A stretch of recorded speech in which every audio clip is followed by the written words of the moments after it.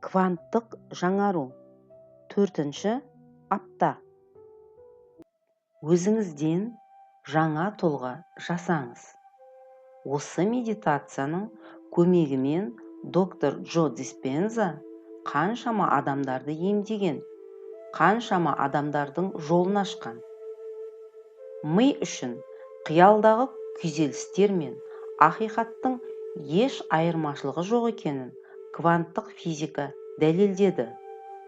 Бұл бізге өзіміз қалағандай тағдырымызды құруға мүмкіндік береді. Әрбіріміздің бойымызда емделуге қатысты қабілет бар. Сіздің жеке басыңыздың бірден бір нұсқасы не екенін ойлаңыз.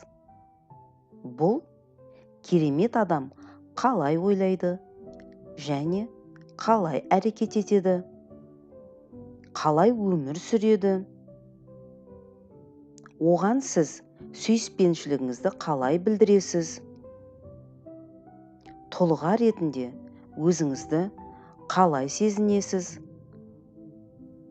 Мен сенің өзіңді жаңа адамның күйіне келтіргеніңді қалаймын. Энергия деңгейін өзгерту және электромагниттік сәулелену қалпын реттеу уақыты келді. Энергияның өзгеруі өмірдің өзгеруіне әкеледі. Ойды сезім деңгейіне жеткізіңіз. Өзіңізді қайтадан жаңа энергетикалық деңгейге тартыңыз. Және жаңа тұлға өзіңіз болу қандай болатынын есте сақтаңыз. Жүрегіңізді одан да кеңірек ашыңыз. Көзіңізді ашқанда кім болғыңыз келеді? Дәл қазір сіз гендерге әсер ету процестерін жасап жатсыз. Ішкі күштің ағынын қайтадан сезініңіз. Болмыстың жаңа күйіне өтіңіз. Жаңа құрылым бұл жаңа тұлға, ал жаңа тұлға жаңа жеке шындықты жасайды. Міне, осы күйден жаңа тағдырдың құрылымы басталады. Ақыл мен дененің жоғары күйінен сіз кванттық бақылаушы ретінде материяны өз ниетіңізге бейімдей бастайсыз. Өзіңізді жеңілмейтін және күшті сезініңіз. Шабыт пен ең үлкен қуаныштың ағынын сезініңіз. Жаңа күйден қалаған оқиғаның бейнесін қалыптастырыңыз. Бұл жаңа тағдырдың эскизі.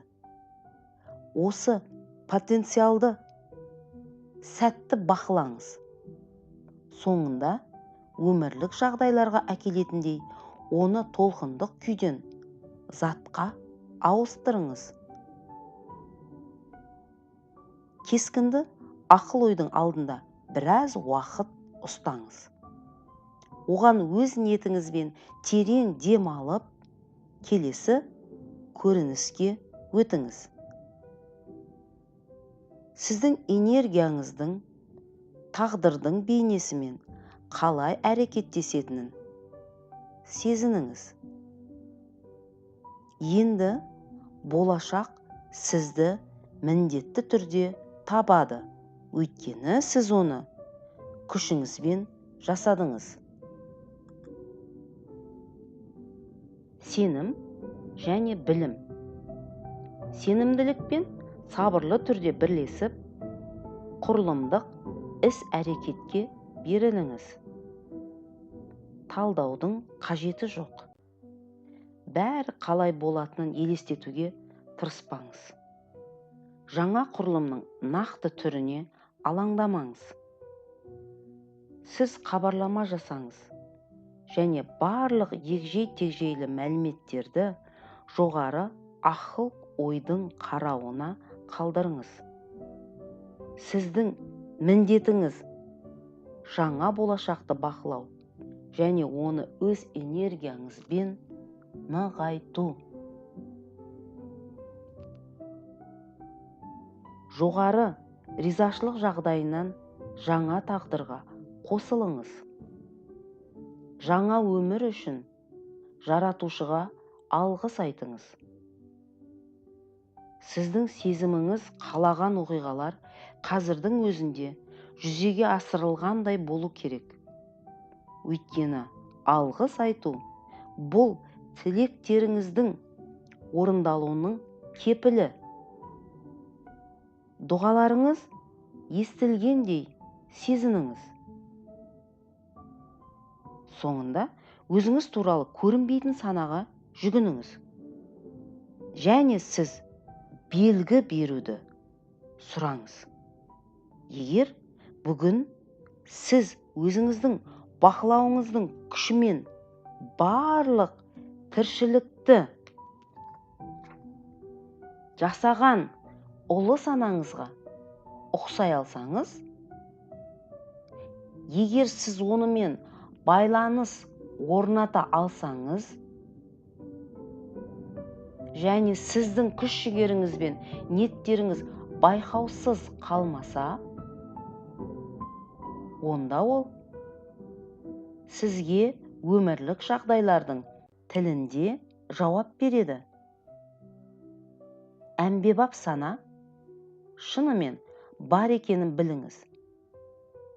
Енді сіз онымен үнемі сұхбат жүргізесіз.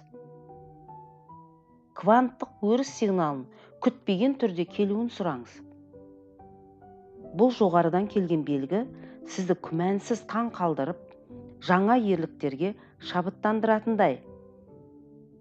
Дәл қазір өзіңізге белгі беруді сұраңыз. Өтінемін. Ал енді зейініңізді жаңа уақыт өлшемінде және жаңа ортада жаңартылған денеңізге аударыңыз. Сіз қашан өзіңіздің дайын екеніңізді сезінгенде, өзіңізді еркін ұстаңыз. Енді жайлап көзіңізді аша беруіңізге болады. Өз жолыңызды ашқыңыз келсе және емделгіңіз келсе, медитацияны жалғастырыңыз. Ол үшін арнаға жазылып, лайк басыңыз.